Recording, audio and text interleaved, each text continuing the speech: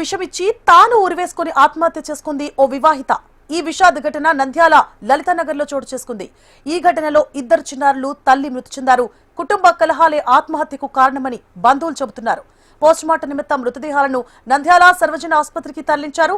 Case నమోదు చేసుకుని పోలీసులు దర్యాప్తు చేస్తున్నారు.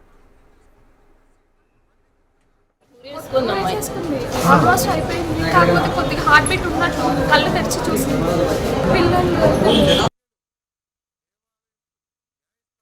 ఫ్యామిలీ మొత్తం అందరు కలిసి చేసిందని అనుకుంటాం.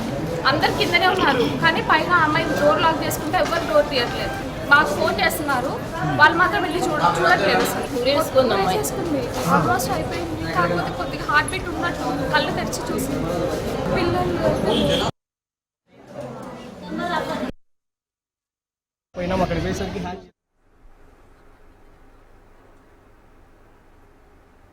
తన పిల్లలకు విషమిచ్చి తాను ఉరివేసుకుని ఆత్మహత్య చేసుకుంది ఓ వివాహిత. ఈ విషాద ఘటన నంద్యాల లలితానగర్ లో చోటు చేసుకుంది. ఘటనలో ఇద్దరు చిన్నారులు, తల్లి మృతి చెందారు. కుటుంబ కలహాలే ఆత్మహత్యకు కారణమని బంధువులు చెబుతున్నారు. పోస్టుమార్టం నిమిత్తం మృతదేహాలను నంద్యాల సర్వజన ఆసుపత్రికి తరలించారు. కేసు నమోదు చేసుకుని పోలీసులు దర్యాప్తు చేస్తున్నారు. గవర్నమెంట్ హాస్పిటల్ నుంచి ఇన్ఫర్మేషన్ వచ్చింది. మండలం మల్లిక అనే అమ్మాయి మ్యారీడ్ ఉమెన్, 5 years అయింది మ్యారేజ్. 26 years ఆ అమ్మాయికి సూసైడ్ చేసుకుంది అని చెప్పేసి ఇన్ఫర్మేషన్ వస్తే వచ్చాము. వచ్చి చూసాము. ఆ అమ్మాయితో పాటు ఇద్దరు పిల్లలు ఉన్నారు.